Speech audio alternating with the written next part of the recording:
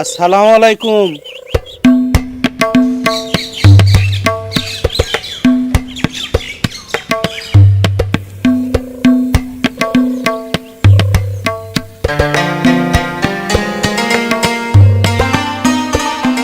এটা কার বাড়ি? আপনি কিডা ভাই? আর বাড়ির উপরে আই আরে কোন আই কে? না মানে হয়েছে কি ভাই, আমি তো আইছি আমার ভগ্নিপতির বাড়ির, কিন্তু আপনি তো চিনতেছি না ভাই। ও না চিনলে নিউ শিওর থান আই আর না দুলাবাই ন। মুখ সামাল করে কথা কয়। হ্যাঁ, তুমি যে আমার ভগ্নিপতি না সেটা মনে করে আমি জানি না। না আমি মনে করলাম যে ভুল করে অন্য বাড়িতে চলে আইছি নাকি, আর উনি শুরু করছে সব ফালতু কথাবার্তা। ওই মি ওই কি এর হালতু কথা শুরু করছে? হ্যাঁ বেটা ব্যাক কোনকার? ওই বাড়ি কোন নাই তোর? হ্যাঁ বাড়ি আমার বেসপাড়া গ্রামে। হ্যাঁ, আর আমি যদি আমার ভগ্নিপতির বাড়ি নাই চিনতাম তাহলে আসলাম কিরাম করে? কেরে চাই না এমন এবার করে কাউ কিছু কেউ না করে চলে আসে। হ্যাঁ, আমি চিনতে চিনতে মরি যাই। ভাবি ইতে নান্নার ভাই নি হয় লে ধর, এটি ধর। আসার সময় হরিপুর বাজার থেকে কিনে নিয়ে আইছি। হাজারে কুটুম বাড়ি তো খালি হাতে আসি কেবা করে। ওখানে বসো।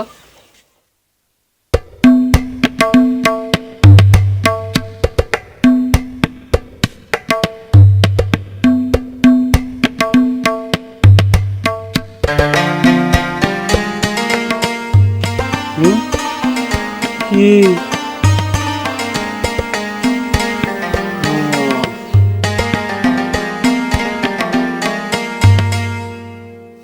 তুই আমার সওয়াল পাওয়াল এক ধরে গালাগালি করিস কি জন্যে? গালাগালি গালাগালি আবার কখন পারলাম? অখন নিয়ে বসে একটু বুদ্ধি পরামর্শ করতেছিলাম। তোরা কি আপনার কাছে নালিশ দিছে নাকি? আমি তো তোকে বলেছি আমার তরিকা আলাদা, তোর হিসাবের সাথে আমার হিসাব মিলবো না। তরিকা আপনার যত আলাদাই হোক দাদা, কাম কাজ না করে গায়ে বাতাস দিয়ে ঘুরবো এটা তো আমি বুঝি। আরে বাবা, সেটা আমার হিসাব। চুরি করা এত সোজা না যে গেলাম আর হয়ে গেল, এসব তুই বুঝবো না। দেখেন দাদা, আপনি আধ্যাত্মিক জগতের মানুষ, দিন দুনিয়ার খবর একটু কমই রাখেন। কাম যত কঠিনই হোক, তো ঘরে বসে থাকলে তো সে কাম হবে না। শোন গাদা, বিষয়টা তুই বুঝবো না। যৌনা আসলে ভুয়ে বিছন ফালালে কি ফসল হয়? চুরি কামটাও তাই। চৈত মাস গরম মাস, মানুষের মাথা গরম থাকে, তখন চুরি করা যাব না। যখন আষাঢ় মাস আসবি, বৃষ্টি হবি, তখন কাউরে দড়ি দিয়ে ঘরে বাইন্দিও আটকে রাখতে পারবো না। আমাকে যতই বুঝ দেন দাদা, আমি সব মানতাছি, কিন্তু আপনার দলের লোকজন একজন যে হুইয়া হুইয়া খায়া খায়া চর্বি আর মোটা হয়ে যাইতেছে, তার কি করবেন? চুরি করতে গিয়ে তো নির্ঘাত ধরা পড়বো। এতে আমি যদি তাগো শরীর স্বাস্থ্যগুলো একটু ঠিক করানোর ব্যবস্থা করি, তো সেটা তো আমার করতে দিবেন। কেমন করে ঠিক করবো? তুই কি টাকাটা দিয়ে মিলিটারি ট্রেনিং করাবো? ওসব চিন্তা বাদ দে। আমার মনে হয় তোর এখানকার কাজ কাম শেষ, তোর ভাবিও তাই খসছিল। কথায় কথায় খেদা বেড়ছেন দাদা, আমি তো এখান থেকে ডাহাতি করতেছি না, মেলা দিন পর আইছি। আচ্ছা দাদা, আপনি তো অনেক মানুষেরই আধ্যাত্মিক জ্ঞান দেন, তো আমারও যদি একটু আধ্যাত্মিক জ্ঞান দিতেন। তুই আধ্যাত্মিক লাইনে গেলে তোর আসল কামের কি হবে?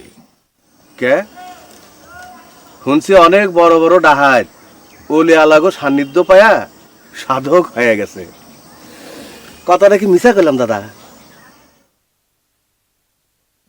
তুই না তো ভগ্নিপতির বিয়ের খবর শুনে কত কাঁদাকাঠি করলো। কই, আমি তো এ বাড়িতে কোনো বই দেখিনি। খালি খালি একটা মানুষের নামে এরম কেউ বদনাম দেয় কোনো মানুষ? আমার দায় পড়িছে এই মানুষের নামে বদনাম দিতে। ঘটনা সত্যি। তাহলে যে আমি এবারে কোনো বউ দেখিনি। বউ তো রাগ করে চলে গিয়েছে। ভালাই গেছে। তাহলে তো আর তোর কোনো চিন্তা নেই, তুই এখন মাথা ঠান্ডা করে সংসার কর। সংসার করবে তোমার বোন? হ্যাঁ, ওরে সে তো আইসে আর আমার সংসারে আগুন জ্বালাইবে। আগুন সংসারে না, তোমার এই বাড়িতে যদি দিবে পারতাম তাহলে পরে আমার গায়ের জ্বালাটা একটু মিটতো।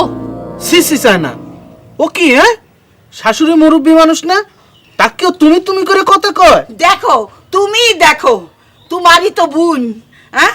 আমার পুয়াতি বউডাক কেবা করে খেদাইলো। ইস, এক পা কব্বরে যায় আছে, তাও মিথ্যা কথা কতি একটু জিব্বায় আটকায় না, তাই না? দেখিসাও বাবু, দেখিসাও, সব কথা তো তোমার সামনেই হচ্ছে, তোমার বোনের ব্যবহারটা দেখিসাও। আপনি কোনো কিছু মনে নেন না মাইমা। ওই নিজের স্বামী যদি কারোর সামনে বিয়ে করে তাহলে কি কোনো স্ত্রীর মাথা ঠিক থাকে? ওর মনের মধ্যে একটু ব্যথা পাইছে তো। এখন ব্যথা পাইয়ে কি আর কোনো লাভ আছে? হ্যাঁ, তারে বাড়ি ছেড়ে চলে যাতে কইছিল কিডা? এইটি আপনি কি কথা করছেন মা? ওই আপনার সওয়াল আরো কয়টা বিয়ে করেছিলি আগে, সেটি জানবির পারি আমার বোন কেম্বা করে এই বাড়ির থাকবি চায়। থাইকপের পারিনি, চলে গেছে, আবার ফিরে আইছে কেন? সবই তো মিটে দিছিল। তুমি চুপ থাকো তো ভাইজান, এর মধ্যে তোমার কোনো কথার দরকার নেই। কি মিটে গেছে আর কিডা মিটাইছে সব আমি টের পাওয়া দেবানে।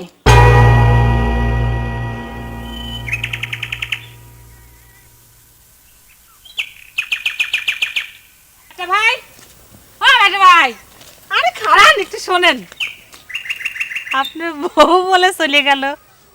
আমার বউ যখন ইচ্ছা আসবি, যখন ইচ্ছা যাবি, তাতে তোমার কোনো সমস্যা আছে? আমার কিসের সমস্যা?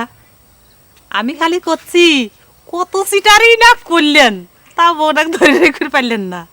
মুখ সেরে কথা কয়ে গহর, কি সিটারি করেছি আমি? হ্যাঁ, তুমি আমার কি মনে করো? আমি কি বউর অভাবে মরে যাচ্ছি নাকি? হ্যাঁ শোনো, ওরম দুই চারখান বউ ওই ভেটার ঘরে সবসময় থাকে। একখান গেছে আর একখান আইছে, দরকার হলে আরো দুখান আনবো, বুঝছো? পারলে তুমি ঠেকাও।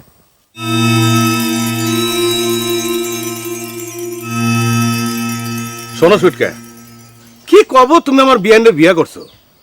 তা না হইলে তোমারে তুইলে একটা আসার মারতাম। তুমি মিয়া আমার নামে নালিশ দিতে যাও। বিশ্বাস করো কথা ভাই, আল্লাহর কিরে যে মাথা চুয়ে করছি, আমি গহরের কাছে কিচ্ছু করিনি। গহর মনে হয় কারো কাছে শুনিছে যে তুমি আমাকে অপমান করিস। মেয়েটার মাথা তো একটু গরম আর আমাকে একটু বেশি ভালোবাসে, সেই জন্যই আমার অপমান সহ্য হয় না। গহর তোমার ঘরের বউ, তাহলে তুমি যা ইচ্ছা তাই কও। হে কথা তোমার কেটা কইছে?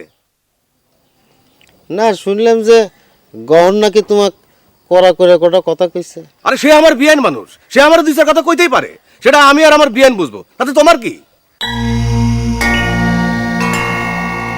তাহলে যে তুমি আমাকে তুলে আসার মারবার চাও? তুমি দাদার কাছে আমার নামে কি নালিশ করিসাও? আল্লাহর কিরে, উস্তাদের সাথে এই বিষয়ে আমার কোনো কথাই হয়নি, এই যে মাথা চুয়ে করছি। তাইলে দাদার কাছে কেডা নালিশ দিছে? সে কথা তো আমি কবার পারবো না, তা আমি করিনি। আর তুমি